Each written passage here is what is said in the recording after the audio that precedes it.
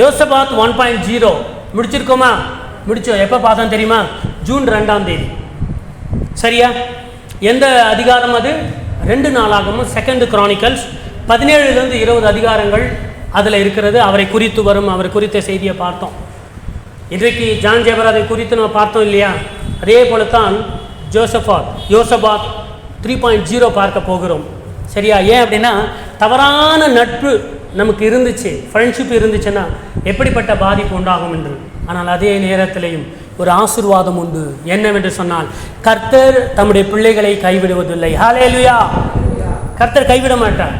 ஆனால் நாம் என்ன செய்யணும் அப்படின்னு சொன்னால், அவர் சொல்லுகிற அந்த சின்ன சின்ன கட்டளைகளுக்கு கீழ்ப்படிந்தால் போதும், யாராவதும் எழுதி நிற்கலாம். ஸோ இன்றைக்கி அவருக்காக தான் செய்தி சொன்ன மாதிரி இருக்கும். ஸோ இந்த யோசபாத்துடைய வாழ்க்கையிலும் கர்த்தர் செய்தியை நம்ம பார்த்துருக்கோம். என்ன செய்தியுடைய தலைப்பு பார்த்தோம்? இந்த யுத்தம் உங்களுடையதல்ல, தேவனுடையது. The battle does not belongs to you but to God என்பதை செய்தியை பார்த்தோம். இந்த யோசபாத் எவ்வளோ நல்லவர் அப்படின்னு சொன்னால், எவ்வளோ நல்லவர்னு போகும்போது, கர்த்தரை தேடிய யோசபாத். இவர் எப்படிப்பட்டவர்? கர்த்தரை தேடிய யோசபாத். இந்த வசனத்தை யாருமே படிக்க வேண்டாம், இது வெறும் ரீகேப் தான். எப்படி நீங்கள் சீரியல் பார்க்குறீங்களா? எத்தனை பேர் சீரியல் தொடர் கதையெல்லாம் டிவியில் பார்க்கும்போது போன வாரம் நடந்தது ஒரு கிளிப்பு காமிச்சிட்டு அப்புறம் போங்க, அப்போ தான் உங்களுக்கு கான்டெக்ட் புரியும் இல்லையா?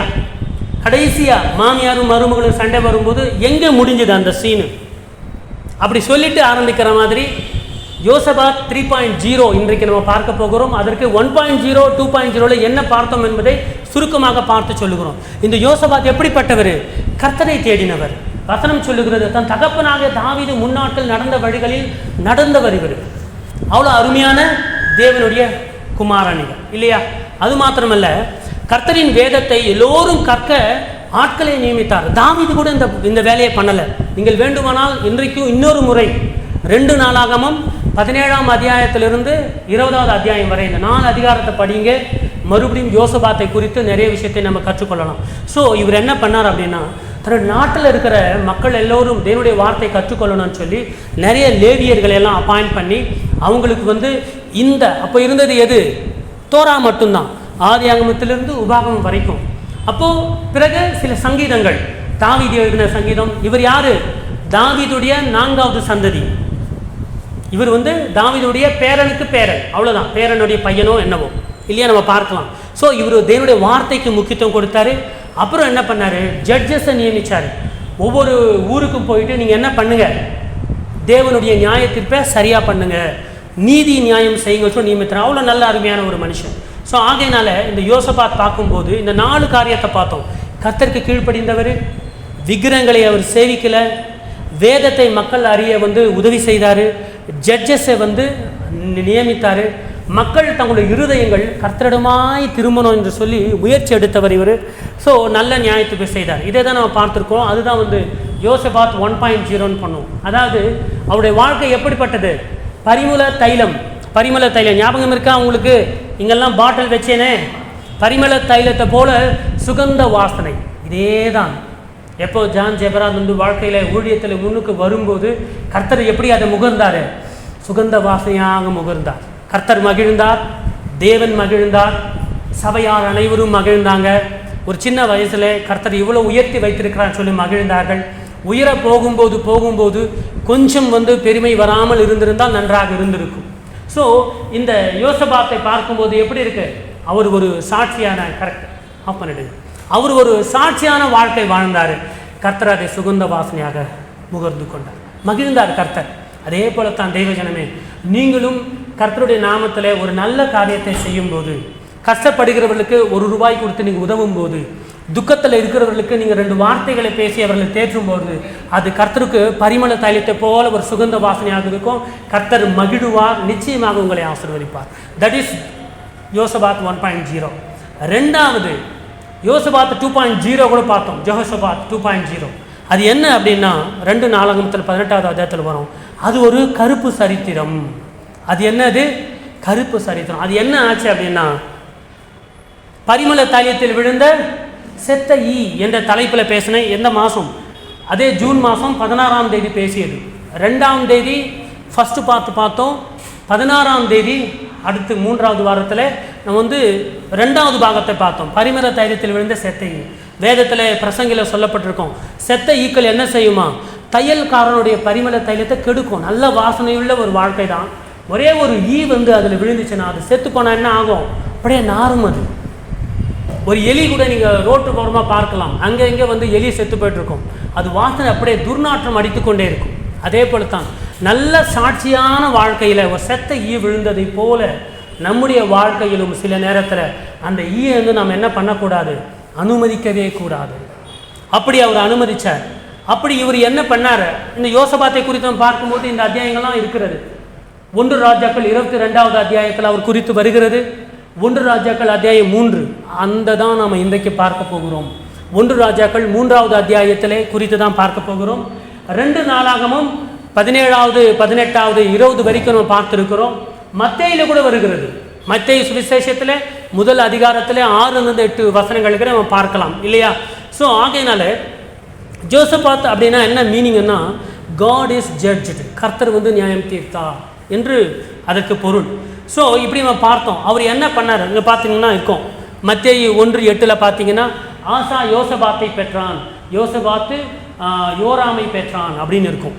இவங்கெல்லாம் யார், தாவீதிலிருந்து. ஈசாய் தாவீது ராஜாவை பெற்றான், தாவீது ராஜா உரியாவின் மனைவியானுடைய இடத்திலே சாலோமோனை பெற்றான். சாலோமோனுடைய பையன் ரெகோபயாம், ரெகோபயாவுடைய பையன் வந்து அபியா, அபியாவுடைய பையன் வந்து ஆசா, ஆசாவுடைய மகன் வந்து யோசபாத், யோசபாத்துடைய மகன் வந்து யோராம். அப்போது தாவீதுக்கு பார்த்தீங்கன்னா 4வது வம்சம், அது பேரனுக்கு பேரன் தாவீதுக்கு. அப்போ தாவீது வம்சத்தில் வந்தவர். இந்த யோசபாத் தான் யாருடைய வம்ச பட்டியலில் இருக்கிறார், இயேசுவின் வம்ச பட்டியலில் கூட இருக்கிறார். இதெல்லாம் நான் பார்த்துருக்கிறோம். அவர் என்ன பண்ணார், அந்த செத்த ஈ என்ன 2வது பாகத்தில் என்ன பார்த்தோம் தெரியும் இல்லையா. ஆகாப் என்ற ராஜா என்னோட கூட யுத்தத்துக்கு வருகிறாயான்னு கேட்டால் இவர் போயிட்டார். இவர் வந்து யூதாவை ஆட்சி பண்ணுறாரு, அவர் வந்து இஸ்ரவேலை ஆட்சி பண்ணுறாரு, 2 நாடுகள். அவர் எவ்வளோ கெட்டவர்னு நமக்கு தெரியும். ஆகாப் வந்து எசபேல் வந்து அவங்க 2 பேர் கணவன் மனைவி. அந்த எசபேல் கர்த்தருடைய தீர்க்கதரிசிகளை கொன்றவங்க, விக்கிர ஆராதனையை கொண்டு வந்தவர்கள். ஆனால் இவர் எப்படிப்பட்டவர், அங்கே தான் நம்ம செய்தி வருகிறோம் இன்றைக்கு கூட.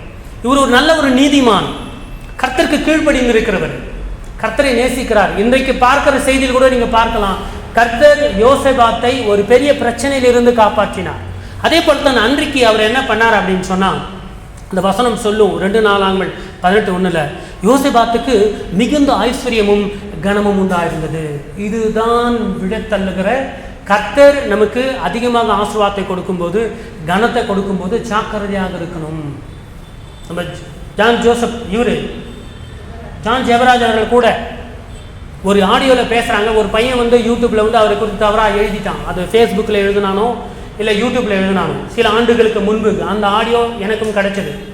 நான் யார் நினச்சேன், நான் செலிபிரிட்டிடா. யார், ஜான் ஜெபராஜ். நான் செலிபிரிட்டி, நீ வக்கீலை வச்சிருவியா நீ. இவர் கேட்குறாரு, நான் மேலே கேஸ் போட போகிறேன், நான் செலிபிரிட்டி. ஹீஸ் சொல்கிறாரு, செலிபிரிட்டின்னு சொல்கிறாரு.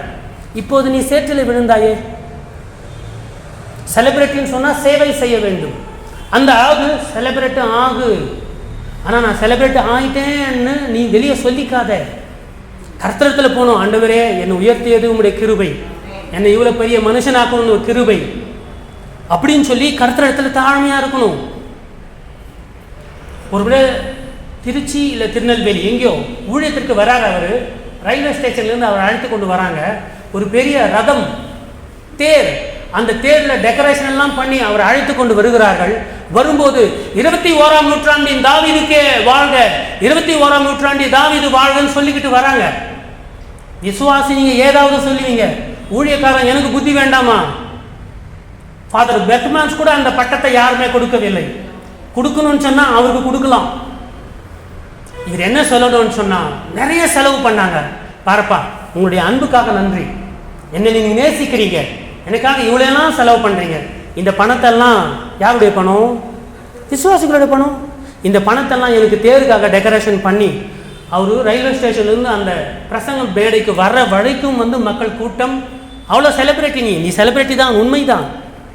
ஆனால் என்ன சொன்னோம், இதெல்லாம் எனக்கு பிடிக்காதுப்பா, மனசில் பிடிச்சி இருக்கட்டும், நான் வந்து கொஞ்சம் ஓப்பனாக பண்ணுறேன், மனசில் உனக்கு சந்தோஷம் இருக்கட்டும். என்ன எவ்வளோ நேசிக்கிறாங்க மக்கள், என்ன செலிப்ரிட்டியாக பறக்கிறாங்க. ஆனால் வெளியில் சொல்லும்போது என்ன சொல்லணும் அப்படின்னா, அதுமா பண்ணக்கூடாது தம்பி, பண்ணாதீங்க, அது மாதிரி கர்த்தருக்கு கெட்ட பேர். யார் தான் செலிபிரிட்டி? இயேசு தான் செலிபிரிட்டி, நாமெல்லாம் அவருக்கு சேவை செய்ய வந்தவர்கள் அப்படின்னு சொல்லணும். அப்படின்னு வெளிப்படையாக மக்களுக்கு சொல்லியிருந்தா எல்லாரும் என்ன பண்ணுவாங்க? விசுவாசிங்க சரியில்லைப்பா, ஊழியக்காரன் நல்லா இருக்கும். ஆனால் இவர் என்ன பண்ணுறாரு, அதை ஏற்றுக்கொண்டு நானே செலிபிரிட்டி சொல்லுவோம். அது என்ன ஆச்சு அப்படின்னா, சாலமோனுக்கு இருந்த அதே ஒரு செருக்கு. சாலமோனுக்கு என்ன இருந்தது தெரியுமா? நான் ஞானி, எனக்கு எல்லாமே தெரியும், என்னால் விழ முடியாது என்ன நம்பிட்டார். புரியுதா உங்களுக்கு? நம்பி விட்டார், என்னால் விழ முடியாது. சாலமோன் நம்பினாரு, என்னால் யெகோவா தேவனை விட்டு வேற தெய்வத்தை வணங்க முடியாது, ஏன்னா எனக்கு அறிவு இருக்கு. ஆனால் அறிவு மட்டுமே போதாது பரிசுத்தமாக வாழ்வதற்கு. எப்போதாவது மனிதன் விழக்கூடும். மிகுந்த ஐஸ்வர்யமும் கனமும் உண்டாயிருந்தது. ஆகையினால் அவர் என்ன பண்ணாரு, போய் இவர் ஆட்டுக்குட்டியாக இருந்தவர் ஒரு பன்னிக்கிட்ட போய் ஃப்ரெண்ட்ஷிப்பை வச்சுக்கிட்டார். யார் அந்த பன்னி அப்படின்னு சொன்னால், அதுதான் ஆகாபு யோசேப்பு. அதாவது ஆகாபும் எசபேலும். ஒரு பழமொழி கூட சொல்லுவாங்க, choose your friends wisely, if you play with pigs you will soon smell like a pig. பன்றியோடு கூட ஒரு ஆட்டுக்குட்டி போய் உறவாடிச்சு ஃப்ரெண்ட்ஷிப் பண்ணிச்சுன்னா, அந்த ஆட்டுக்குட்டி சேத்துல டான்ஸ் ஆனால் வாசனை வருமா வராதா? அதே வாசனை தான் வரும். ஸோ தமிழில் சொல்லும்போது தமிழ் பழமொழி, பன்றியுடன் சேர்ந்த கன்றும் மலம் தின்னும். மலம் தின்னும்னா அவருடைய பழக்க வழக்கம் வந்துடும் அப்படின்னு சொல்லி. ஸோ இதெல்லாம் பார்த்தோம். இவர் ஆகாபோட போகிறாரு, 2 பேர் யுத்தத்துக்கு போகிறாங்க. இது 2வது பாகத்தில் சொன்னது. இன்னும் 3வது பாகம் ஆரம்பிக்கல, சீக்கிரமாக நான் முடிப்பேன். என்ன அப்படின்னு சொன்னால், நம்ம 2 பேர் யுத்தத்துக்கு போவோம், நீ என்னை போல வேஷம் மாறிக்க, நான் சிப்பாயை போல வேஷம் போட்டுக்கிறேன், நம்ம யுத்தத்துக்கு போகலான்னு சொன்ன உடனே இந்த நீதிமான் ஒத்துக்கிட்டார். யாரு? யோசபாத் ஒத்துக்கிட்டாரு. புரிய வேண்டாம், உன்னுடைய எதிரியோடு நான் பார்க்கும்போது யாரை தான் முதல்ல கொள்ளுவாங்க?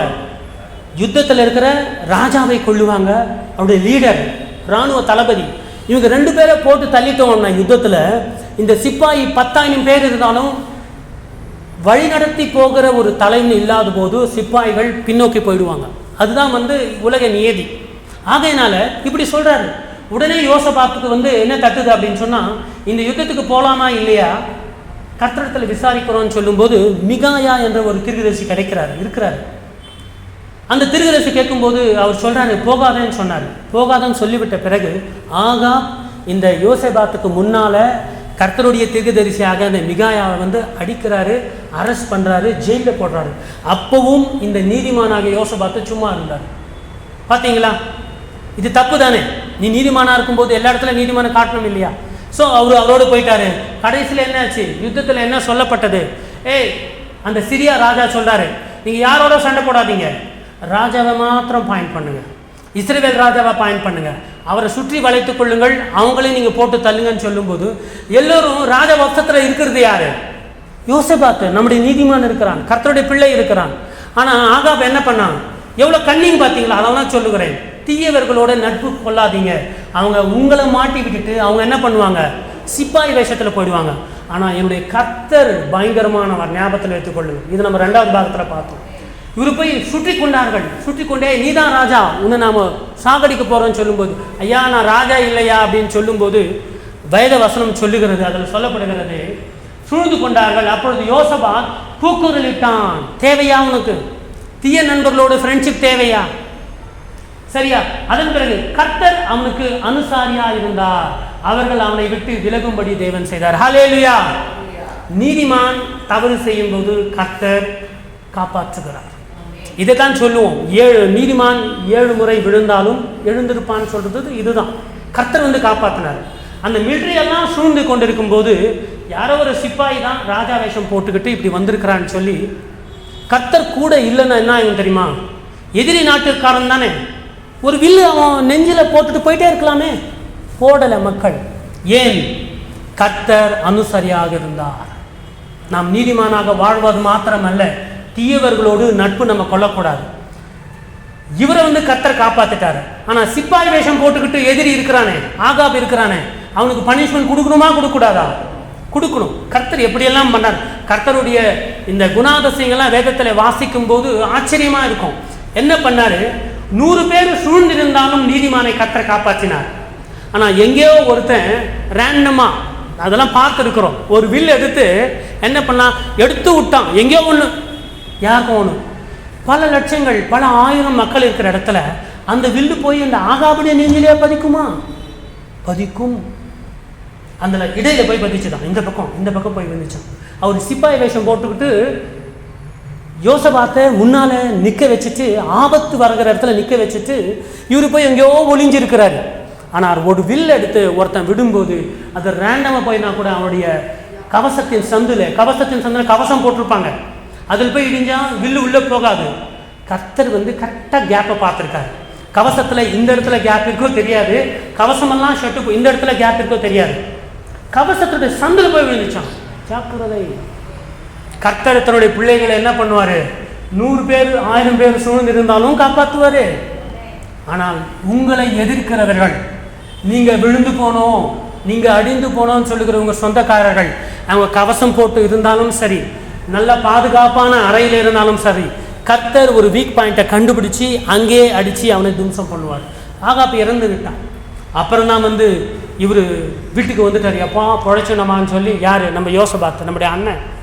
கர்த்தருக்கு நன்றி சொல்லி வரும்போது அங்கே யெகூ என்ற ஒரு தீர்க்கதரிசி ஞான திருஷ்டிக்காரன் அவருக்கு சொல்கிறார், யோசபாத்துக்கு, என்னப்பா நீ யாரு? கர்த்தருடைய ஊழியக்காரன், எவ்வளோ ஊழியம் செஞ்சு, என்ன தம்பி இப்படி பண்ணலாமா? கர்த்தர் சொல்கிறார். அவர் சொல்கிறாரு, துன்மார்களுக்கு துணை நின்று கர்த்தரை பகைக்கிறவர்களை நீ நேசிக்கலாமா? இது நிமித்தம் கர்த்தருடைய கடுங்கோபம் உன்மேல் வர இருந்தது.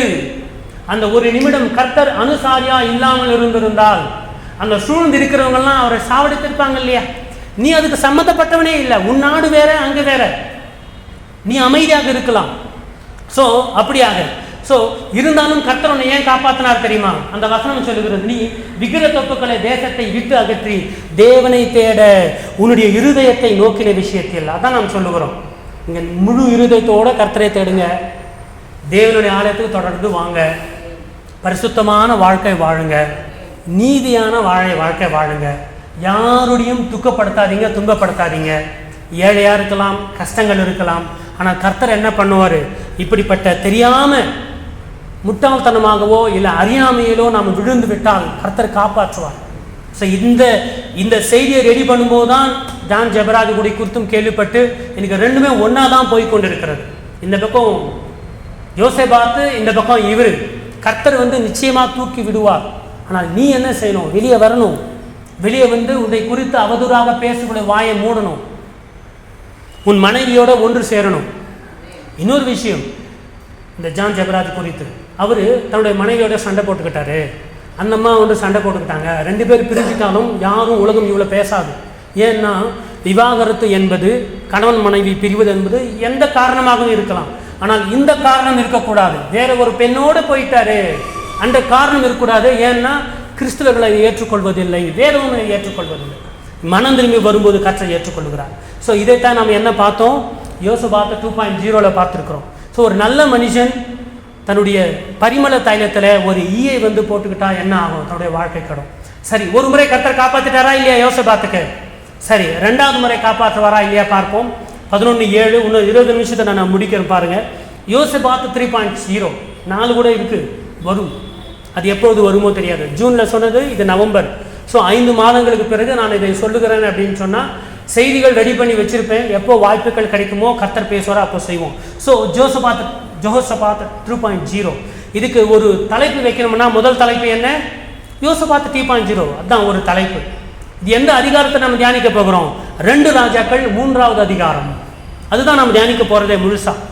சிம்பிளாக நம்ம தேவனுடைய வார்த்தையை பார்ப்போம். 2வது தலைப்பு இது கொடுக்கும்போது இதுதான் உங்களுக்கு வாக்குத்தத்த வசனங்கள். எல்லாரும் பாருங்க, 2வது வாக்குத்தத்தம் என்ன? இல்லை இந்த இன்றைக்கு செய்தியுடைய தலைப்பு என்ன? நீங்கள் காற்றையும் காண மாட்டீர்கள், மழையையும் காண மாட்டீர்கள், ஆனாலும் இந்த பள்ளத்தாக்கு தண்ணீரால் நிரப்பப்படும் என்று கர்த்தர் சொல்லுகிறார். ஹல்லேலூயா. You understand what this verse means?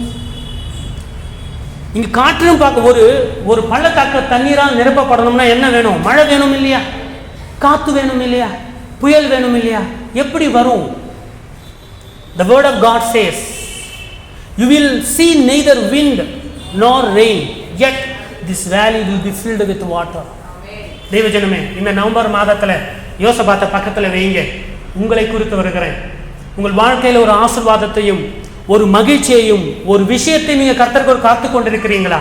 அப்படி காத்து கொண்டு இருக்கும்போது உங்களுக்கு சோர்ஸ் வேணும் இல்லை? இப்போ நான் வீடு கட்டணும் அப்படின்னு சொன்னால் எனக்கு பணம் வேணும், எனக்கு சோர்ஸ் வேணும். ஏதாவது ஒரு நல்ல காரியம் செய்ய வேண்டும்னா எனக்கு மூலதனம் வேண்டும். ஆனால் கர்த்தருக்கு தேவையில்லை. நீங்கள் காற்றையும் காண மாட்டீங்க, மழையும் காண மாட்டீங்க, ஆனால் தண்ணி வரும். எப்படி வரும்? கர்த்தர் செய்கிற அற்புதம் அது. ஸோ இந்த மாதத்திலேயும் சரி, வருகிற நாட்களிலேயும் சரி, கர்த்தர் டிசம்பர் 31க்குள்ளாக உங்கள் வாழ்க்கையில நீங்கள் எதிர்பார்க்கிற விஷயத்தை கர்த்தர் செய்ய தீர்மானித்திருக்கிறாரு. அவருக்கு கீழ்ப்படிந்து அவரை நோக்கி நீங்க போங்க. You will see the blessings. Hallelujah. இது என்ன? இது இரண்டாவது தலைப்பு இந்த யோசபாத் 3.0க்கு. ஆகையால் சோ கர்த்தர் எப்படிப்பட்டவர்? இல்லாதவைகளை இருக்கிறவைகளை போல அழைப்பார். நமக்கு இந்த பாத்திரத்தில், இந்த பள்ளத்தாக்கில், இந்த இடத்துல, இந்த ஏரியில தண்ணீர் வரணும்னு சொன்னா நம்ம மழையை பார்ப்போம், நமக்கு சோர்ஸ் வேணும். ஆனா கர்த்தருக்கு இந்த பள்ளத்தாக்கில், இந்த ஏரியில தண்ணீர் வேணும்னு சொன்னா நீர் வர கடவுது அப்படின்னு சொன்னாருன்னா வந்துடும். காற்றும் தேவையில்லை, மழையும் தேவையில்லை, ஸோ அது வந்துடும். இதுதான் கர்த்தர் செய்கிறது. நாம் என்ன செய்யணும் தெரியுமா? சின்ன ஒரு காரியத்தை செய்யணும். அது நாம் இந்த செய்தியில பார்ப்போம். இது வரைக்கும் ரொம்ப சீரியஸா போயிட்டு இருக்கு இல்லையா? இப்போ நான் ஒரு பழமொழி சொல்றேன், அந்த பழமொழிக்கு ரெண்டாவது வார்த்தை நீங்க சொல்லுங்க. சரியா? ரெண்டாவது வார்த்தை நீங்க சொல்லணும். ஒரு நல்ல மாட்டுக்கு ஒரு சூடு.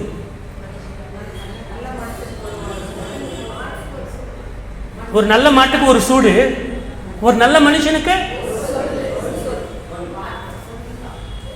உங்களெல்லாம் ஒண்ணுமே பண்ணவே முடியாது.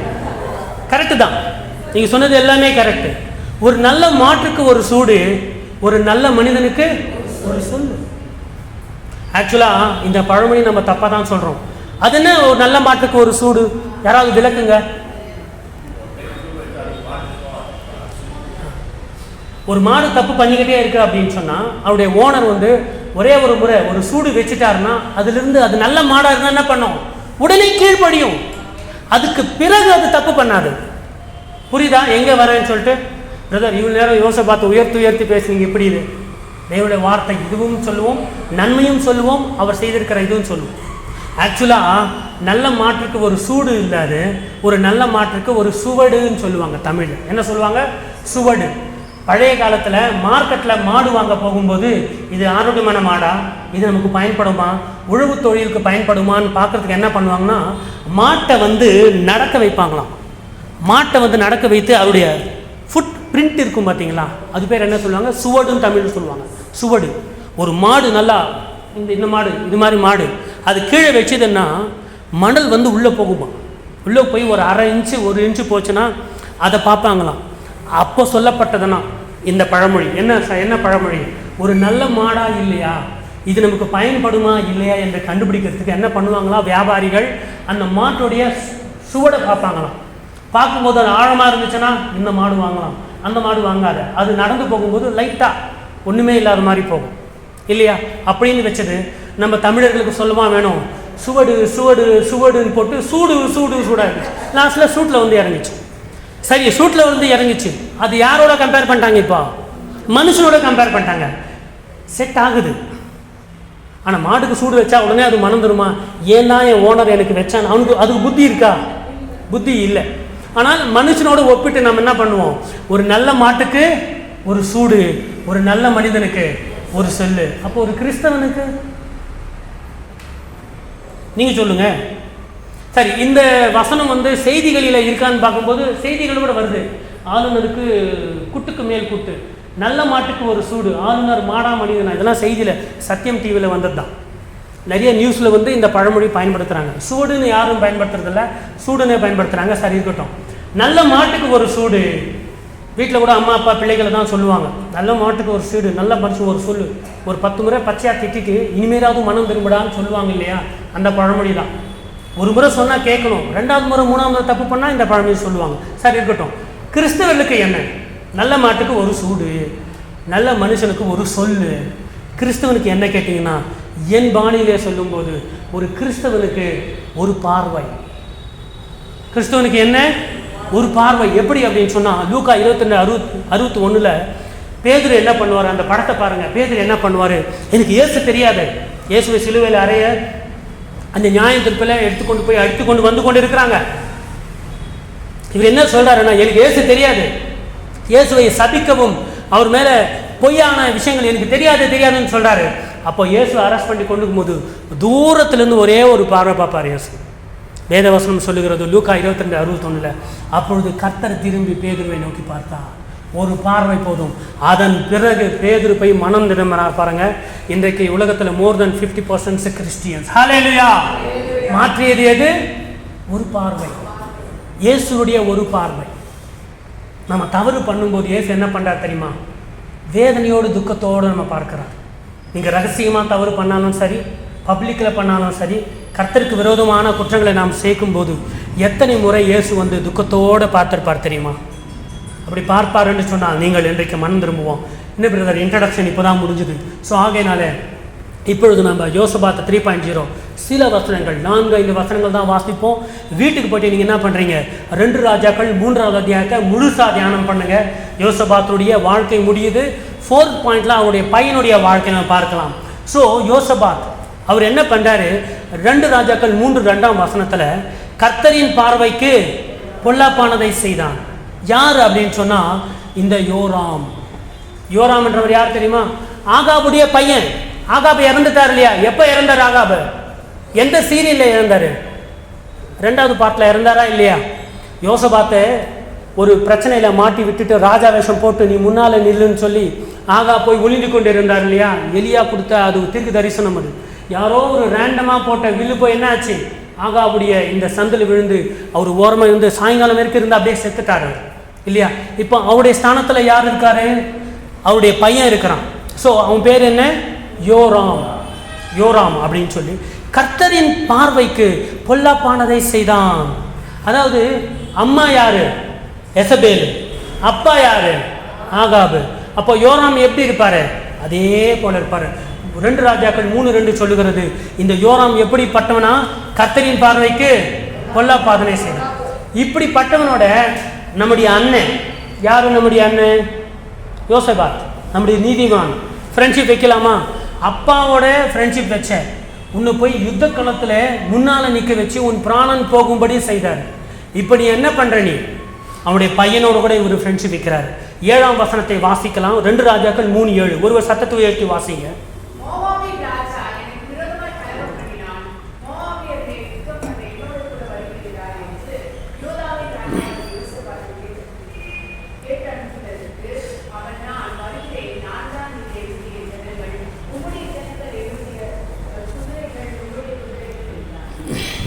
அப்பா அழைத்த மாதிரியே பையனும் அழைக்கிறார். நான் யுத்தத்துக்கு போகிறேன்.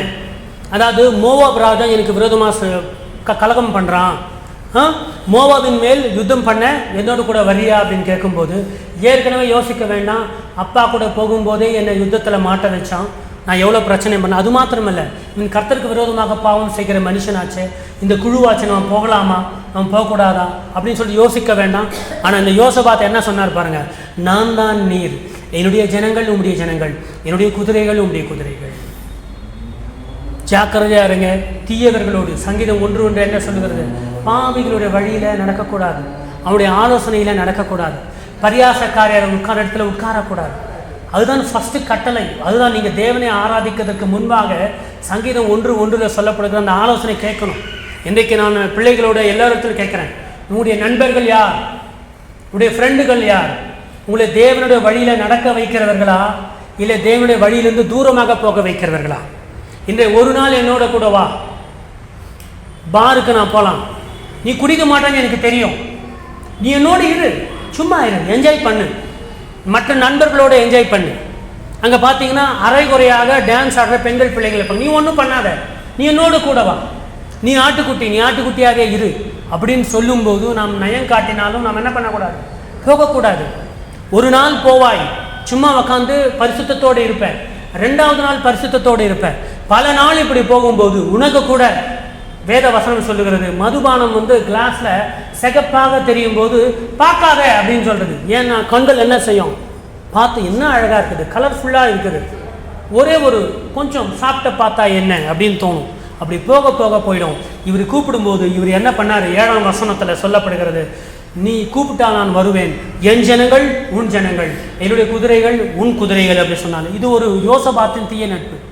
ஆகாபுடைய நட்பு இவருக்கு உயிருக்கு ஆபத்தை கொண்டு வந்தது. இப்போ அவருடைய மகன் யோராமுடைய நட்பு. தனத்துக்கும் தன் இராணுவத்திற்கும் ஆபத்து வரும் என்பதை இந்த நல்லவன் யோசபாத் அறியவே இல்லை. இவருக்கு தெரியவே தெரிய மாட்டேங்குது. தேவஜனமே, அநேக நேரம் புறாக்களாக நீங்கள் இருக்கிறது உண்டு. நன்றி. நாம் எப்படி இருக்கணும்? புறாக்களை போல கவரற்றவர்களாக இருங்க. அதே நேரத்தில் சர்ப்பத்தை போல கூட கொஞ்சம் ஜாக்கிரதையாக இருங்க. உங்களை யார் அழைக்கிறான், எங்கே அழைக்கிறான், எதற்காக அழைக்கிறான், உங்களுடைய பின்விளைவுகள் என்ன ஆகும் யோசிங்க. நீ பண்ணாத, நான் மட்டும் பண்ணுறேன்னா அவன் கூட கூட உக்காராத. என்ன ஆகும்னு சொன்னால் ஆபத்தில் வரும். யோசபாத் இன்னும் பாடங்களை கற்றுக்கொள்ளவில்லை. இப்பொழுதுதான் அந்த வசனம் சொல்லுகிறது, ஒரு மாட்டுக்கு ஒரு சூடு, ஒரு நல்ல மனுஷனுக்கு ஒரு சொல்லு. ஒரு முறை பாதிக்கப்பட்டல்ல கர்த்தர் அந்த யெகூ என்ற ஒரு தீர்க்கதரிசி மூலமாக திட்டினார்ல உன்னை. அந்த 2 நாளாகமம் 18ஆம் அதிகாரத்தில் பார்த்தோம். கர்த்தருடைய கோபம் உன் மேலே வர இருந்தது. கர்த்தர் கோபப்பட்டுட்டாரு. என்ன பண்ற நீ? நீதிமான் அவனோட கூட சேர்ந்து போய் யுத்தத்தில் நிற்கிற. சரி, யுத்தத்துக்கு போனேன். அவன் ஒரு ஐடியா கொடுக்குறானே, நீ ராஜா வேஷம் போட்டுக்கிட்டு இப்போ இஸ்ரவேலில் பெஞ்சமின் நட்டானியோ மாதிரி யாராவது நிறைய முகத்தில் முகமுடி போட்டுக்கிட்டு ரோட்டில் சுற்றினா அது ஆபத்தா இல்லையா? ஆபத்து. எவனோ முஸ்லீம் போட்டு அடிச்சிருவான், மற்றவன் போட்டு அடிச்சிருவான். என் வேஷம் போட்டுக்கிட்டு நீ போன்னு சொன்னா அதுவும் புத்திக்கு எட்டலை, உன்னுடைய அறிவுக்கு எட்டலை. நீ நீதிமானு தான், கர்த்தருடைய பிள்ளை தான், ஜாக்கிரதையா இருங்க. ஸோ ஒரு நல்ல மாட்டுக்கு ஒரு சூடு, நல்ல மனிதனுக்கு ஒரு சொல்லு. ஆனால் இங்கே இவ்வளோ அனுபவம் பெற்று கூட இந்த யோசபாத் என்ன பண்ணுறாரு? தப்பு பண்ணுறாரு. 9:10 வாசிக்கலாம்.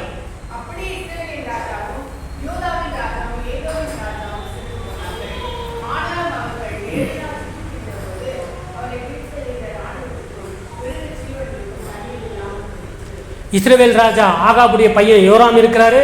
யூதாவுடைய ராஜா இவர் யோசபாத் வந்துட்டாரு. அப்புறம் என்ன பண்ணாரு? 3வது ஒரு ராஜா, ஏதோமுடைய ஒரு ராஜா. இந்த 3 பேர் சேர்ந்து தான் போறாங்க. 3 பேர் அவங்களுடைய மிலிட்ரியை வச்சுக்கிட்டு மோவாபோட சண்டை போறதுக்கு போறாங்க. 3 நாள் சுற்றி திரிகிறார்களாம். என்ன இல்லை, இவர்களுக்கும் இவர்களுடைய இராணுவத்திற்கும் குதிரைகள் போகும், ஒட்டகங்கள் போகும், இராணுவ வீரர்கள் இருப்பாங்க. இன்னைக்கு மாதிரி என்ன ஃப்ளைட்டில் போயிட்டு பாம்பு போட்டு வந்துட வேண்டிய விஷயமா இது? ஆயிரங்கள் பல ஆயிரங்கள் என்ன பண்ணுவாங்க, மக்கள் போவாங்க. 3 நாள் சுற்றி திரிகிறார்கள். என்ன இல்லை, தண்ணி லேது, தண்ணி கிடைக்கல, குடிக்க முடியல. செத்துருவாங்களா இல்லையா? எங்க போய் யுத்தம் பண்றது? முடியாது. அப்பொழுது இஸ்ரவேலின் ராஜா சொல்றாரு, யாரு? ஆகாபுடைய பையன் சொல்றாரு, ஐயோ இந்த 3 ராஜாக்களையும் கர்த்தர் மோவாபியரின் கையில் ஒப்பு கொடுக்க வரவழைத்தாரு. அவர் எங்க வரவழைத்தாரு? நீயா போய் சண்டை போட போறீங்க. இதுல வேற இஸ்ரவேல் ராஜாவை குறித்து பேசுகிறேன், யோராமை குறித்து பேசுகிறேன். நல்லவனை கூட உங்க கூட சேர்த்துக்கிட்டேன். இன்னொரு நல்லவன் கூட இருக்கிறாங்க. யாரு? யோதோமுடைய ராஜா. யோதோமையும் ராஜாவும் அழைச்சிக்கிட்ட, யூதாவுடைய ராஜாவும் அழைச்சிக்கிட்ட. இப்போ நீங்க சுற்றும் போது தண்ணி இல்லை. ஐயோ கர்த்தர் என்ன பண்றாரு? மோவாபியன் கையில ஒப்பு கொடுக்கிறாரோ அப்படின்னு சொல்லிட்டு இவர் சொல்றாரு. ஸோ ஆகையினால இராணுவத்திற்கும் மிருக ஜீவன்களுக்கு என்ன இல்லை, ஒரு பெரிய ஒரு பள்ளத்தாக்கு. நீங்க பாருங்க, பெரிய ஒரு பள்ளத்தாக்கு. இராணுவ மக்கள் கூட கூடி இருக்கிறாங்க. ஒவ்வொருத்தரும் ஒரு கிளாஸ் எடுத்துக்கிட்டாலும் தண்ணி பல ஆயிரம் மக்களுக்கு, குதிரைகளுக்கு, ஒட்டங்களுக்கு என்ன வேணும்? தண்ணி வேணுமே. 3 நாளா தண்ணி இல்லை. இப்ப சாக போறது யாரு? ஆகாபுடைய பையன். இராணுவமும் அவனும் மரித்தாலும் பரவாயில்ல, நீதிமான் சாக போகிறான். யார் அந்த நீதிமான்? யோசபாத்.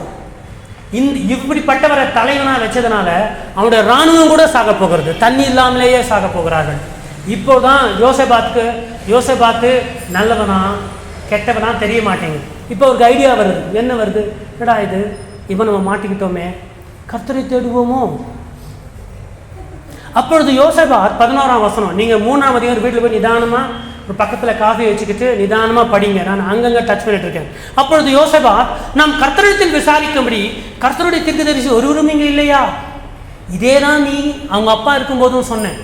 அப்போ மிகாயா தீர்க்கதரிசி வந்தாரு, யுத்தத்துக்கு போகாதீங்கப்பா அப்படின்னு சொன்னாரு. கேட்டியா? நீ கேட்கல. மறுபடியும் அதே தப்பு. அதான் சொன்னது, ஒரு மாட்டுக்கு ஒரு சூடு, ஒரு மனுஷனுக்கு ஒரு அனுபவம், ஒரு சொல்லு. ஒரு முறை சொன்னா மனம் திரும்பணும். மனம் திரும்பாத போது என்ன அடிபடும். ஆனால் கர்த்தர் ரொம்ப நல்லவராக இருக்காரு. இந்த நேரத்தில் கூட அவரை காப்பாற்றுறாரு பாருங்க. என்று கேட்டதற்கு எலியாவின் கைகளுக்கு தண்ணீர் வார்த்த சாப்பாத்தின் குமாரனாகிய எலிசா இங்கே இருக்கிறான் என்று இஸ்ரவேல் ராஜாவின் ஊழியக்காரரில் ஒருவன் மறுமொழியாக சொன்னார். எலிசா இருக்காருப்பா. அவருடைய தலைவர் யார்? எலியாவினுடைய சீடர் இருக்காருங்க அப்படின்னு சொல்லும்போது, சரி அவங்களை அழைத்து கொண்டு வாங்க அப்படின்னு சொன்னாங்க. இப்போ இதான் கேள்வி உங்களுக்கு சொல்லுகிறேன். பிரச்சனை வரும்போது மட்டும்தான் கர்த்தருடைய தீர்க்கதரிசி வேண்டுமோ, மற்ற நேரத்தில் வேண்டாமா? அந்த ஆகாபுடைய பையன் அழைத்த உடனே, எக்ஸ்கியூஸ் மீ, நீ என்னோட ஒரு வரியா அப்படின்னு கேட்கும்போது, ஒரு நிமிஷம் இரு, 2 நாள் டைம் கொடு, 3 நாள் டைம் கொடு. இது ஒரு நாளில் நடக்கிற வேலை இல்லை. ஒரு யுத்தத்தை, ஒரு இராணுவத்தை ஒரு நாட்டிலிருந்து இன்னொரு நாட்டுக்கு அழைத்து போகிறதுக்கு பல வாரங்கள் ஆகும். இங்கேருந்து அவர் வந்து கடிதம் அனுப்புவார், இதை படிப்பார், இவர் இராணுவத்தெல்லாம் சேகரித்து கொள்வார். யார்? யோசபாத்து. அப்போல்லாம் நீ கர்த்தருடைய வார்த்தையை கேட்கல. இங்கே வந்து பிரச்சனையில் மாட்டும் போது கர்த்தருடைய வார்த்தை கேட்குறாரு. அதாவது தீய நண்பன் அழைக்கும் போதே போகலாமா இல்லையா என்று கர்த்தரிடத்தில் கேட்டிருக்க வேண்டாமா? இப்பொழுது இராணுவமும் தண்ணி இல்லாமல் சாகிற நேரத்தில் உனக்கு கர்த்தருடைய ஞாபகம் வருதா? இதே தான் தெய்வஜனமே, நமக்கும் தான் இது ஒரு பாடம். அனுதினமும் கர்த்தரை தேடுங்க, ஒவ்வொரு வாரமும் கர்த்தரை தேடுங்க, அவருடைய வார்த்தை அனுதினமும் படிங்க, அனுதினமும் கீழ்ப்படிய பாருங்க. பிரச்சனை என்று ஒரு நாள் வரும் இல்லையா? அப்போ நீங்கள் தீர்க்கதரிசியை தேடி போக வேண்டாம், தீர்க்கதரிசியை உங்களிடத்தில் கர்த்தர் அனுப்புவார். ஹல்லேலூயா! அப்போதான் என்ன நடக்கும்னா, நீங்கள் காற்றையும் காண மாட்டீர்கள், நீங்கள் மழையையும் காண மாட்டீர்கள், இந்த பள்ளத்தாக்கு தண்ணீரால் நிரப்பப்படும். கர்த்தர் உங்களை ஆசீர்வதிக்க அவர் தடை பண்ணுவதே இல்லை. அவருக்கு சோர்ஸே தேவையே இல்லை. ஞாபகமாக, அதாவது ஞானமாக நடந்திருந்தால் இந்த பிரச்சனை வராது. கடைசியாக தலைக்கு மேலே வெள்ளம் போட்ட பிறகுதான், ஓ கர்த்தர் இருக்கிறாரோ, சபைக்கு போகலாமா. இன்னும் சில பேர் இருக்கிறாங்க, கல்யாணம்ன்ட்டு பேசினா மட்டும்தான் சபைக்கு வருகிறார்கள். அன்றைக்கி தான் பாஸ்டர் ஞாபகம் வருவார், அன்றைக்கி தான் வந்து சர்ச்சை ஞாபகம் வரும். ஆகையால் தான் சொல்கிறேன், நான் சொல்லியிருக்கிறேன், ஒரு லிஸ்ட்டு டிசம்பர் 31 நம்ம ரெடி பண்ணுவோம். ஜனவரியில் நம்ம சபையில் யார் யார் விசுவாசி, அவருடைய பிள்ளைகள் லிஸ்ட் எடுக்கிறோம். நம்ம எடுத்துகிட்டு நம்ம சபையில் டோட்டல் 75 பேர், 85 பேர், இது அப்பா, இது மனைவி, இது பிள்ளைகள், அவங்களுடைய பெயர், அவங்க வீட்டில் இருக்கிற பூனைக்குட்டி, நாய்க்குட்டி போட்டுக்கோங்க. நீங்கள் ஒரு லிஸ்ட்டு நமக்கு வேணும். கல்யாணம் முடித்து 3 மாதம் மறுபடியும் சபைக்கு வர்றது, மறுபடியும் காணாமல் போகிறது. அப்போ வெறும் கல்யாணத்துக்கு உனக்கு சபை தேவையா? சரிப்பா, கல்யாணத்துக்கு தேவை, கல்யாணம் பண்ணி விட்டுருவாங்க. நல்லா வாழ்வியா? கர்த்தர் இல்லாமல் எப்படி வாழ முடியும்? நேர்மையாக சந்தோஷமாக வாழ முடியும் சபை இல்லாமல், கர்த்தருக்கு கீழ்ப்படியாமல். ஸோ ஆகையினால தலைக்கு மேலே வெள்ளம் போனால் தான் என்ன வரும், நமக்கு ஞாபகம் வரும். எலிசா கிட்ட வராது. எலிசா எப்படிப்பட்டவர்?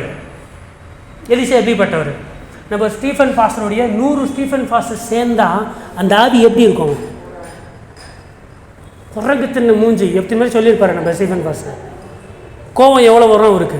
நம்ம ஸ்டீஃபன் பாஸ்டருடைய 100 ஸ்டீஃபன் பாஸ்டர் ஒன்றா சேர்த்து அந்த ஆவியெல்லாம் ரவுண்டு பண்ணி எலியாக்குள்ளே வச்சா எப்படி இருக்குமோ அவ்வளோ. அவர்கிட்ட வராங்க, அவர் பார்க்குறாரு, அவர் என்ன சொல்கிறாருன்னு பாருங்கள். நான் சீக்கிரமாக முடிக்கிறேன். எலிசா கிட்ட வராங்க. எலிசா வரும்போது 13ஆம் வசனம் சொல்லுகிறது, எலிசா இஸ்ரவேலின் ராஜாவை பார்த்து, எனக்கும் உனக்கும் என்ன? ஏன்டா இங்கே வர? எலிசா எங்கே இருக்கிறாரு? இஸ்ரவேலிலேயே தீர்க்கதரிசியாக இருக்கிறாரு. அந்த இஸ்ரவேலிலேயே ஆகாப் இருக்கிறாரு, தன்னுடைய நாட்டிலே இருக்கிறாரு. தன்னுடைய நாட்டுடைய அரசனை பார்த்து கேட்குறாரு எலிசா, எனக்கும் உனக்கும் என்ன? நீ உங்கள் அப்பாவுடைய தீர்க்கதரிசிக்கிட்ட போ, உன்னுடைய அம்மாவுடைய தீர்க்கதரிசிக்கிட்ட போ. எலிசா ஞாபகத்தில் வச்சிருக்கிறாரு ஆகாபே, என் ஜனங்களை, இஸ்ரவேல் ஜனங்களை விக்கிர ஆராதனைக்குள் போட்டவே நீ, இப்போ உனக்கு உதவி செய்யறதுக்கு என்கிட்ட வரியா அப்படின்னு சொல்றாரு. ஸோ உன்னுடைய தகப்பனின் தீர்க்கதரிசி இடத்திலும் உன்னுடைய தாயார்னா யாரு? எசபேல் அக்காவும் ஆகாபு மாமாவும், சரியா? அங்க இடத்துல போவும் சொல்றாரு.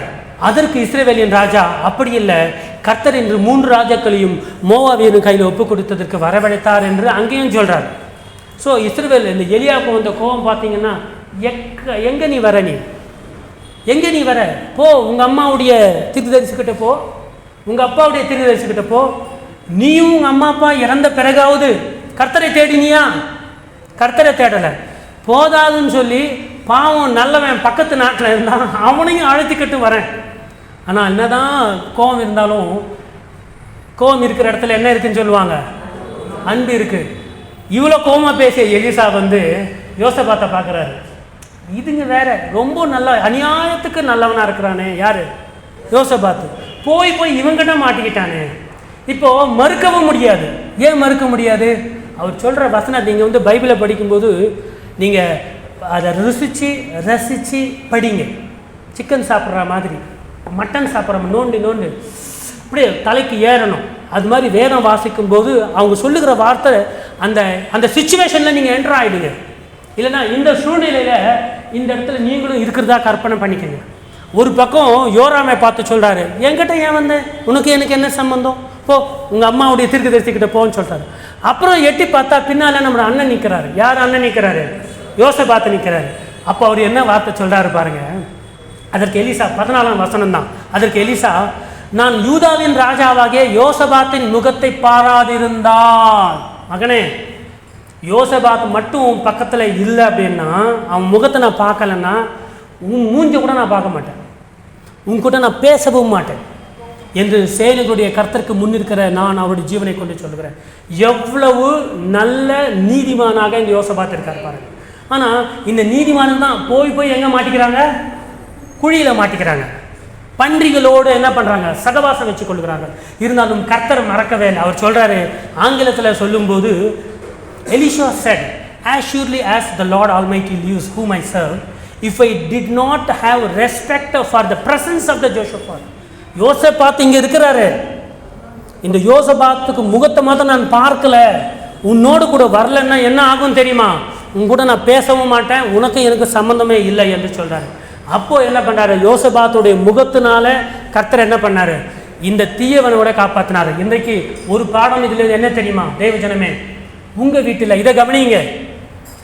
உங்கள் வீட்டில் 10 பேர் இருக்கலாம், 5 பேர் இருக்கலாம், அதில் யாரோ ஒருத்தர் நீதிமான் இருக்கான். உங்கள் வீட்டில் யாருடையோ முகத்தை கர்த்தர் பார்க்கிறார், அதை சுகந்த வாசனையாக ஏற்றுக்கொள்ளுகிறார். இன்றைக்கு எலிசா சொன்னதை போல உங்களுடைய அம்மாவுடைய முகத்தை பார்த்துதான், பிள்ளைகளே உன்னை நான் உயிரோடு வைக்கிறேன்டா, உங்களுடைய அப்பாவுடைய நீதியை பார்த்து தான் இதுவரைக்கும் நான் உங்களை உயிரோடு வைத்து கொண்டிருக்கிறேன். அப்படி இல்லை என்றால் உன்னை என்றைக்கோ எடுத்திருப்பேன், என்றைக்கோ அறுத்திருப்பேன். அந்த ஒருவர் யாரோ எனக்கு தெரியாது. உங்கள் குடும்பத்தில் யாரோ ஒருத்தருடைய முகம், யாரோ ஒருத்தருடைய, அது உங்கள் அம்மாவாக இருக்கலாம், அப்பாவாக இருக்கலாம், அண்ணனாக இருக்கலாம், அக்காவாக இருக்கலாம், தங்கச்சியாக இருக்கலாம், உங்கள் பரம்பரையிலே ஏதோ ஒரு நீதிமான் கர்த்தருக்கு பிரியமாக நடக்கிற இந்த யோசபாத்தை போல இருக்கிறதுனால தான் கர்த்தர் நமக்கு என்ன பண்ணியிருக்கிறாரு? ஒவ்வொரு வருஷத்தை கூட்டி கொடுத்து கொண்டிருக்கிறார். ஹல்லேலூயா. அப்படிப்பட்ட வார்த்தையை எலிசா யோசபாத்தை பார்த்து சொன்னதை போல உங்களையும் பார்த்து என்னையும் பார்த்து சொல்லும்படியாக நம்ம என்ன செய்யணும்? கர்த்தருக்கு கீழ்ப்படிய வேண்டும், அவருடைய வார்த்தையை கேட்கணும். எலிசா சொன்னது தப்பா இல்லையா? தப்பில்லை. யோசபாத் மட்டும் கூட வராம நீ தனியாக வந்து என்கிட்ட இந்த உதவியை கேட்டு இருந்தால் நான் உன் முகத்தை கூட பார்த்துருக்க மாட்டேன். ஆனால் யோசபாத்துடைய பிரசன்ஸ் இங்கே இருக்கு, இந்த நல்லவன் கூட இருக்கிறதால தான் நீ தப்பிச்சேன்னு சொல்லி, அப்புறம் தான் வழி என்ன? இப்போ சாகுறோம், என்ன பண்ணுறோம்? இராணுவம் அப்படியே நிற்குது, தண்ணி இல்லை, சாக போகிறோம், இன்னும் யுத்தத்துக்கு போகவே இல்லை, ஒரே ஒரு வாசத்தை கடந்து போகலாம். அவர் என்ன சொல்கிறாரு? அவன் கர்த்தர் உரைக்கிறது என்னவென்றால், இந்த பள்ளத்தாக்கில் எங்களுமே நீங்கள் என்ன பண்ணுங்க? வாய்க்காலை வெட்டுங்கள். தேவஜனமே, ஆசீர்வாதம் வேண்டும் என்று சொல்லுகிறவர்களே, உங்கள் வீடுகளிலே வாய்க்கால்களை வெட்டுங்கள். வாய்க்கால்னா என்ன? வாய்க்கால்னா என்ன? தண்ணி போறதுக்காக வசதியை செய்து கொடுங்கள். கர்த்தர் ஆசீர்வாதத்தை கொடுக்க காத்து கொண்டிருக்கிறார். நீங்களே தடையா இருக்கிறீங்களோ என்னவோ? கர்த்தர் சொல்றாரு. எலிசா வந்து அந்த மக்களுக்கு சொல்றாரு என்னன்னு சொல்லி, பள்ளத்தாக்கு பார்த்தோம் இல்லையா, தண்ணி இல்லை, எல்லோரும் சாக போறாங்க. ஆனா எலிசா என்ன சொல்றாரு அப்படின்னா, கர்த்தர் உரைக்கிறார், நீங்க என்ன பண்ணுங்க? சின்ன சின்னதா பள்ளம் தோண்டுங்கள், சின்ன சின்னதாக நீங்கள் என்ன பண்ணுங்க? வாய்க்காலை தொடுங்கள். பெரிய அற்புதத்திற்கு முன்பு ஒரு சிறிய கீழ்ப்படிதல். Are you ready? கர்த்தர் உங்கள் வாழ்க்கையில் ஒரு பெரிய அற்புதம் வேணுமாண்டவரே, இந்த வருஷத்துக்குள்ள ஒரு அற்புதம் செய்யுங்க சொல்லிட்டு எதிர்பார்க்குறீங்க இல்லையா? ஒரு சின்ன கீழ்ப்படிதல் பண்ணுவீங்களா? வாய்க்காலை வெட்டுங்கள். வேதம் சொல்லுகிறது, டிக் எ டிச், ஒரு சின்ன ஒரு வாய்க்கால். ஏன்? கர்த்தருடைய ஆசீர்வாதம் வருவதற்கான ஒரு டோர் அது, அதை நீங்கள் ஓப்பன் பண்ணுங்க. அப்படி இங்கே பண்ணும்போது என்ன நடக்கும் தெரியுமா? என்ன நடக்கும்? ஐயோ தண்ணி இல்லை, இராணுவம் சாக போகிறது, குதிரைகள் சாக போகிறாங்க, எங்கள் இராணுவ மனுஷன்லாம் செத்து போகிறாங்க. இந்த யோசபாத்துடைய இராணுவ மனுஷங்கள்லாம் இந்த தலைவனை நம்பி வந்தோமே, எங்கே வந்து கொண்டு வந்து நிறுத்திருக்கிறான் பாரு, இவன் நீதிமான் என்று சொன்னார்கள், இவனை பின்பற்றணும், கடைசியாக பள்ளத்தாக்கில் வந்து கொண்டு நிற்கிறாரு, நம்ம என் பிள்ளைகளை பார்ப்பேனோ இல்லையோ எல்லோரும் வந்து சாக போகிறோம் என்று சொல்லும்போது அவர் கர்த்தர் சொல்லுகிறார், இந்த பள்ளத்தாக்கில் எல்லாமே நீங்கள் என்ன பண்ணுங்க? வாய்க்காலை வெட்டுங்கள், கர்த்தர் அதை நிரப்புவார். ஹல்லேலூயா. We must sometimes dig a ditch so God can fill it. உங்கள் வாழ்க்கையில் ஒரு சின்ன ஒரு பள்ளம், சின்ன ஒரு வாய்க்கால், சின்ன ஒரு வாசற்படியை, சின்ன ஒரு டோர், கர்த்தர் சொல்ல இந்த டோரை ஓப்பன் பண்ணு, நான் ஆசீர்வதிக்கிறேன். அதுனா என்ன அர்த்தம் தெரியுமா? யாரையோடு போய் பேசு. சண்டை போட்டு வச்சுருப்பீங்க சொந்தக்காரங்கிட்ட, ஆசீர்வாதம் இல்லாமல் இருக்கும். உங்கள் மாமா கிட்டையோ, பெரியவங்கிட்டையோ, பெரியப்பாவோ, சித்தப்பாவோ, சித்தியோ, அக்காளோ யாருக்கிட்ட கர்த்தர் சொல்லுவார், ஆவியானவர் சொல்லுவார், ஃபோன் பண்ணி பேச அந்த நபரோட. கர்த்தர் உங்களுக்கு ஃபைனான்ஷியலி பிளெஸிங்ஸ் கொடுக்கும்போது கூட உங்கள் பர்ஸு ஓப்பன் பண்ணும்போது ஆட்டோமேட்டிக்காக நோட்டு வராது, வேறு மனிதன் மூலமாக ஆசீர்வதிப்பார். கர்த்தர் அங்கே சொல்லியிருப்பார், என் மகள் என் மகன் உனக்கு ஃபோன் பண்ணுவான், அவனோட பேசுவான், அவன் பேசி முடித்த உடனே அவன் அக்கௌண்ட்டில் 10,000 ரூபாய் அனுப்புனி. கர்த்தர் என்ன பண்ணுவார்? சின்ன ஒரு பள்ளம் தோண்ட எவ்வளோ நேரம் முடியுங்க? நீ பள்ளம் தோண்டு என்று கர்த்தர் சொல்கிறாரு. இவர்களுக்கு இதே ஆலோசனை தான் கொடுத்துருக்கிறாரு. அவங்க என்ன அடுத்து சொல்கிறாரு, அடுத்த வசனம், நீங்கள் அப்போ தான் இந்த வசனம் வருகிறது, நீங்கள் இப்படி சின்ன சின்ன வாய்க்காலை தோண்டும் போது என்ன நடக்கும்? நீங்கள் காற்றையும் காண மாட்டீர்கள், மழையையும் காண மாட்டீர்கள், ஆனாலும் நீங்களும் உங்கள் ஆடு மாடுகளும் உங்கள் மிருக ஜீவன்களும் குடிக்கும்படிக்கு இந்த பள்ளத்தாக்கு தண்ணி தான் நிரப்பப்படும். ஹல்லேலூயா! நிரப்பப்படுமா இல்லையா? இதைத்தானே நம்ம இதில் பார்க்கணும். பள்ளங்கள் எல்லாம் நிரம்பிட வேண்டும், மலைகள் குன்றுகள் தகர்ந்திட வேண்டும், கோணலானவை நேராகணும், கரடானவை சமமாகணும். ராஜா வருகிறார் ஆயத்தமாவோம், ராஜா வருகிறார் ஆயத்தமாவோம், இயேசு வருகிறார் எதிர்கொண்டு செல்லுவோம், இயேசு வருகிறார் எதிர்கொண்டு செல்லுவோம். கர்த்தர் சொல்றாரு, பள்ளம் தோண்டு, சின்ன சின்ன வாய்க்கால், வழியை உண்டு பண்ணு. தேவஜனமே, கர்த்தர் உங்களுக்கு ஒரு ஆக்ஷன் இன்னைக்கு கொடுக்குறாரு. உங்கள் வாழ்க்கை செழிக்கிறதுக்கு நீங்கள் ஏதோ ஒரு சின்ன ஆக்ஷன் எடுக்கணுமா இல்லையா? நான் ஒன்றுமே பண்ண மாட்டேன்றவரே, எல்லாமே நீங்கள் பண்ணுங்க, எனக்கு ஆசீர்வாதம் வேண்டும். வேண்டாம், முடியாது, செய்ய முடியாது.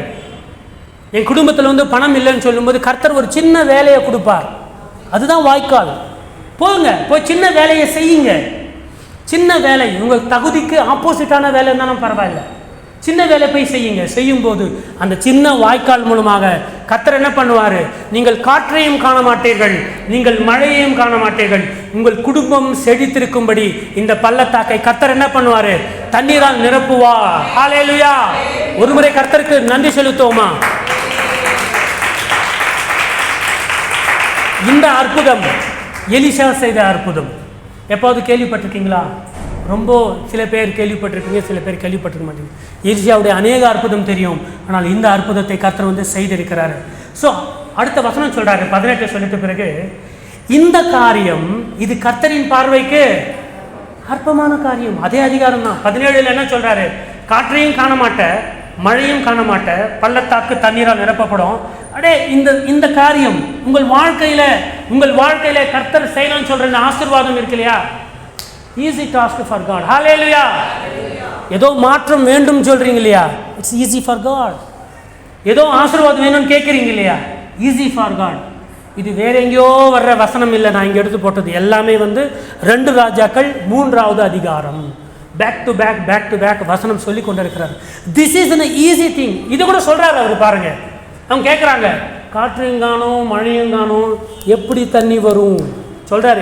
இதெல்லாம் ஈஸி தண்ணி, இதெல்லாம் ஈஸி, கேள்வி கேட்காத. அடுத்த வசனமே சொல்றாரு, 18ஆம் வசனம், this is an easy thing for me. அது சொல்லிட்டு இதோட கண்டினியூ சொல்றாரு, மோவாபியரை கூட உன் கையில கொடுப்பேன். ஓகே, யாருனால வந்த புண்ணியம்? யோசபாத்னால வந்த புண்ணியம். அவனையும் காப்பாற்றி அற்புதத்தையும் செய்து அவனை நம்பி அவனை ஏமாத்தத்துக்கு வந்த அந்த ராஜாவுக்கு ஒரு நன்மை செய்கிறாரு. அநியாயத்திற்கு தேவன் ரொம்ப நல்லவராக இருக்காரு. ஹல்லேலூயா! சில நேரத்தில் தீயவர்களை கூட கர்த்தர் என்ன பண்றாரு? நல்லவனுக்காக ஆசீர்வதித்து அமுச்சிட்டு போயிட்டே இருக்கிறாரு. நான் நியாயத்தீர்ப்பில் பார்த்து கொள்ளுகிறேன். இப்போ நல்லவன் கூட இருக்கானா, இவனை வச்சு இவனை ஆசீர்வதித்து போயிட்டே இரு. நம்ம இந்த டிராஃபிக்கில் பார்ப்போம் சில நேரத்தில், ஐயோ என்னை பிடிச்சிட்டு வரோம், ஹெல்மெட் இல்லையா அப்படின்னா போடா அப்படிட்டு, அது மாதிரி கர்த்தர் என்ன பண்ணுறாரு? தலை வலியாக இருக்கிறான் இவன், போ ஹெல்மெட் போடாமல் டெய்லி வரான், திடீர்னு கிராஸ் பண்ணுறான், போ அப்படி தான் கர்த்தர் என்ன பண்ணுறாருன்னா, இந்த யோசபாத்தை போ கெட்டவனோடு ஏதோ ஒரு அற்புதம் செய்து தொலைக்கிறேன், நீ தண்ணீரும் கிடையாது, மழையும் கிடையாது, ஆனால் அற்புதத்தை நான் செய்வேன் என்று சொல்கிறார். அருமையாக தேவஜனமே, இந்த பள்ளத்தாக்கை கர்த்தர் நிரப்புவது என்ன ஒரு காரியம்னா ஒரு அற்பமான காரியம். சொல்லிட்டாரா? 18ஆம் வசனம் சொல்லிட்டாரு. 20ஆம் வசனம் சொல்லுகிறது, மறுநாள் காலமே பலி செலுத்தப்படும் நேரத்தில் காலையில் 5 மணிக்கோ 4 மணிக்கோ அவங்க என்ன பண்ணாங்களாம்? அந்த 18, 19 வாசித்தீங்கன்னா தெரியும். அவங்க பள்ளம் தோண்டினார்களாம். அவங்க என்ன பண்ணாங்க? எலிசா சொல்றாரு, இந்த பள்ளத்தலாக்கு நீங்க என்ன பண்ணுங்க, வாய்க்காலை வெட்டுங்கள். எல்லோரும் கடப்பாரை எடுத்துக்கிட்டு அந்த மம்மட்டை எடுத்துக்கிட்டு அப்படியே வழி வாய்க்காலெல்லாம் அங்கங்க வந்திருக்கிற அந்த மிலிட்ரி மேன்லாம் என்ன பண்றான்? இப்போ வாய்க்கால் தோண்டி வச்சுட்டான். பார்த்தா தண்ணியும் கிடையாது, மழையும் கிடையாது. தூங்குனாங்க. தூங்கி மறுநாள் காலையில் எழுந்து பார்த்தார், பலி செலுத்தப்படும் நேரத்தில் இதோ தண்ணீர் ஏதோவும் தேச வழியாய், யாரை இவங்க இது பண்ணாங்களோ அந்த வழியாய் என்ன வந்துச்சான்? தேச வழியாய் வந்ததினால் தேசம் தண்ணீரால் நிரப்பெற்று. ஹல்லேலூயா! குடித்தாங்க, குளித்தாங்க, சந்தோஷப்பட்டாங்க. என்னென்ன பண்ணாங்களோ 3 நாளாக தண்ணி இல்லாமல் சில பேர் கக்க போனாங்களோ கூட தெரியாது. எல்லாமே பண்ணாங்க. இவங்க சந்தோஷமாயிட்டாங்க, தைரியமாகிட்டார்கள். கர்த்தர் அற்புதம் செய்தார். ஹல்லேலூயா! யாருடைய வாழ்க்கையில்? யோசேப்புடைய, அந்த யோசபாத்துடைய வாழ்க்கையில். அவனோடு கூட எதிரியும் இருக்கிறாங்க. கர்த்தர் பண்ணிட்டாரு. இவங்க என்ன பண்ணாங்க? இவங்க ரெடியாக இருக்காங்க, தண்ணி குடிச்சிட்டாங்க, எல்லாமே ரெடியாக இருக்காங்க, யுத்தத்துக்கு ரெடியாக இருக்கிறாங்க. இப்போ எதிரிக்காரங்க என்ன பண்ண, அந்த பள்ளத்தாக்கு போகிற வழியில் தான் எங்கே இருக்கிறான்? அந்த எதிரியும் இருக்கிறான். இந்த தண்ணியெல்லாம் அப்படியே போகுது. கர்த்தர் எப்படியெல்லாம் அற்புதம் செய்கிறார் பாருங்க. மறுநாள் காலையில் எழுந்து பார்த்தா அந்த மோவாபியர், 22ஆம் வசனம், மோவாபியர் அதிகாலமே எழுந்து போகுது. தண்ணி காலையில் 4:30-5 மணிக்கெல்லாம் வந்தாச்சு. மக்களெல்லாம் பார்த்து அவங்க குடிச்சிக்கிட்டு இருக்காங்க அந்த சைடு. அந்த தண்ணி அப்படியே வரும்போது கர்த்தர் என்ன பண்ணாராம்? சூரியனுடைய வெளிச்சத்தில் அந்த தண்ணீர் இரத்தமாக தெரிந்ததாம். யாருக்கு? எதிரி கண்ணுக்கு. தேவஜனமே, உங்களை எதிர்க்கிறவர்கள் கண்ணுக்கு பயந்தவனுக்கு மிரண்டதெல்லாம் ஒரு பழம் இருக்கு தெரியுமா? கண்டதெல்லாம் மிரண்டது. அரண்டவன் கண்ணுக்கு எல்லாமே மிரண்டது இல்லை. அது மாதிரி இங்கே என்ன பண்ணுறாங்க? இங்கே பார்க்குறாங்க. அவங்க அந்த லாஸ்ட்டில் இருக்காங்க, பள்ளத்தாக்குடைய ஆரம்பத்தில் இருக்காங்க. அவங்க வெட்டிய அந்த கால்வாய் மூலமாக கர்த்தர் வந்து தண்ணி நம்பிட்டார். எப்படி வந்தது நமக்கு தெரியாது. கர்த்தர் சொல்கிறார் இல்லையா, எனக்கு ஈஸியான காரியம் வந்துச்சு, தண்ணி ஆசீர்வாதமாக இரு, நல்லா இரு. அவங்க சாப்பிட்ட பிறகு இவங்க எதிரிக்க பார்க்குறாங்க, ரத்தமாக தெரியுது. அவங்களே அடிச்சுக்கிட்டு செத்துட்டாங்களோ. யாரு? அந்த 3 ராஜாக்கள் வந்தாங்க இல்லையா, யோசபாத்தும் ஆகாவுடைய மகன் யோராமும் அந்த இன்னும் ஏதோமுடைய ராஜா, 3 பேர் அடிச்சுக்கிட்டு செத்துட்டாங்க போல இருக்கு. ரத்தமாக வருது. வாடா, அவங்க இடத்துக்கு போயிட்டு நம்ம என்ன பண்ணுவோம்? அவங்களுடைய விட்டு போன பொருட்கள்லாம் இருக்கு இல்லையா, கொள்ளை அடிச்சுக்கிட்டு வந்துடுவோம். யோசபாத் 1.0 பார்த்தோம். கர்த்தர் இது யுத்தம் உங்களுடையது அல்ல அப்படின்னு சொன்னார் இல்லையா. அதுலேயும் எதிரி சிரியா அவர்கள் அவங்களே அடிச்சுக்கிட்டு செத்துட்டாங்க. இவங்க போயிட்டு அவங்களுடைய பொருட்களை கொள்ளையடித்து கொண்டு வருவதற்கு 3 நாள் ஆயிடுச்சான். யார்? அப்போ தான் அவங்க அந்த இடத்துக்கு 4வது நாட்களில் பெரக்கா அப்படின்னு பேர் வச்சாங்க. இவங்க என்ன பண்ணுறாங்க? ரத்தமாக தெரியுது, வா நமக்கு போகலாம் அப்படின்னு சொல்லி அவங்க என்ன பண்ணுறாங்க? செத்துட்டாங்க சொல்லிட்டு போனாங்க. அங்கே போன உடனே அவர்கள் இவர்கள் மேல் விழுந்து இவர்களை மேற்கொண்டார்கள். ஹல்லேலூயா! ஸோ இதுதான் வந்து யோசபாத்து 3.0. ஸோ தேவஜனமே, எப்படி பண்ணியிருக்காரு பாருங்கள் யோசபாத்துடைய வாழ்க்கையில். இந்த 3.0 நாம் கற்றுக்கொள்ள வேண்டிய விஷயம் என்ன தெரியுமா? Bad friendship corrects good character. Bad friendship. அப்போது தப்பான ஒரு நீதிமானாக இருந்து தவறான நண்பர்களோடு கூட ஃப்ரெண்ட்ஷிப் வச்சா கர்த்தர் காப்பாற்றுவாரா? அவரை நீங்கள் எப்போவுமே அது மாதிரி காப்பாற்றுவாருன்னு சொல்லி தவறான நட்பு கொள்ளாதீங்க. யோசபாத்துடைய வாழ்க்கையில் ஒரு எக்ஸப்ஷன். முதல் முறையும் அப்பாலிருந்து காப்பாற்றினார், 2வது முறை இந்த பையனிலிருந்து காப்பாற்றினார். ஆனால் ஒவ்வொரு முறையும் காப்பாற்றுவார் என்று நாம் நினைக்க வேண்டாம். ஜாக்கிரதையாக இருங்க தேவஜனமே. ஒருவர் இப்படி சொன்னார், சார்லஸ் ஸ்டான்லி என்றவர், as you walk through the valley of the unknown, நமக்கு தெரியாத பள்ளத்தாக்களை நீங்கள் நடந்து போகும்போது நீங்கள் பார்த்தீங்கன்னா உங்களுக்கு முன்பாக ஒரு அடிச்சுவடி, அந்த சுவடுன்னு சொல்கிறோம் இல்லையா, ஒரு அடிச்சுவடி போய்கொண்டிருக்கோம். உங்களுக்கு சமமாக ஒரு அடிச்சுவடி போயிட்டுருக்கோம், கால் தடம் போய்கொண்டிருக்கோம். அது யாருடைய கால் தடம்? இயேசு கிறிஸ்துடைய கால் தடம். நாம் எழுந்து நிற்கலாமா? நீங்கள் மழையையும் காண மாட்டீர்கள், நீங்கள் காற்றையும் காண மாட்டீர்கள். நீங்களும் உங்கள் மிருக ஜீவன்களும் உங்கள் குடும்பமும் குடித்து ஆசீர்வாதமாக இருக்கும்படியாக கர்த்தர் இந்த பள்ளத்தாக்கை தண்ணீரால் நிரப்புவார். தேவஜனமே, கண்களை மூடி நீங்கள் கர்த்தரை நோக்கி பாருங்க. யோசபாத் செய்த தவறை நாம் செய்ய வேண்டாம். இருந்தாலும் யோசபாத் மீது கர்த்தர் அனுசரியாக இருந்தார். நீங்கள் நீதிமான்களாக இருங்க, கர்த்தருக்கு கீழ்ப்படியுங்கள். நிச்சயமாக யோசபாத்தோடு கூட இருந்த கர்த்தர் உங்களோடு கூட இருப்பார்.